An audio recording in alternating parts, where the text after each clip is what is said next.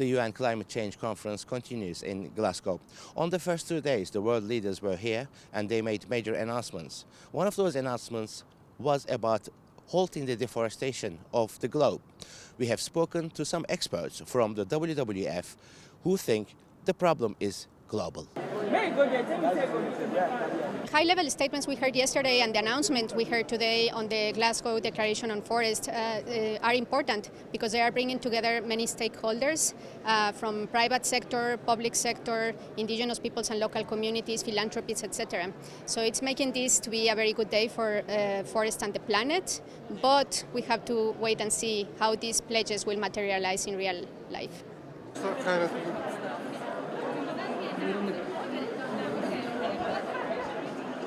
Deforestation is a worldwide problem. We have lost already 40% of our forests that the planet had originally. So this is not a localized problem of one continent. Deforestation rates in Southeast Asia are ramping, but we also have deforestation of boreal forest taking place. So it is a global situation. African countries are extremely vulnerable to the climate change problem. Actually, in Africa, we are living through the impacts of climate change. The impacts of climate change are affecting a range of communities. They are affecting a range of ecosystems, from oceanic landscapes also to inland ecosystems that are affected by climate change. And climate change manifests itself in various ways.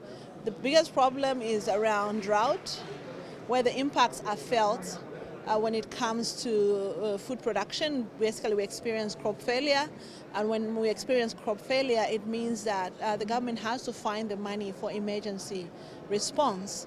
In a country such as mine, where we depend 80% on hydropower for electricity, so in years where we don't have enough rains, it means that we have to live with load shedding, and also communities and businesses have to depend on less clean sources of energy.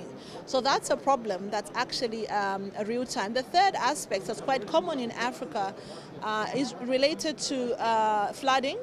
There are certain parts of Africa that are very susceptible to flooding, both coastal and non-coastal areas. And again, our governments have to contend with the damage that comes with the impacts of climate change.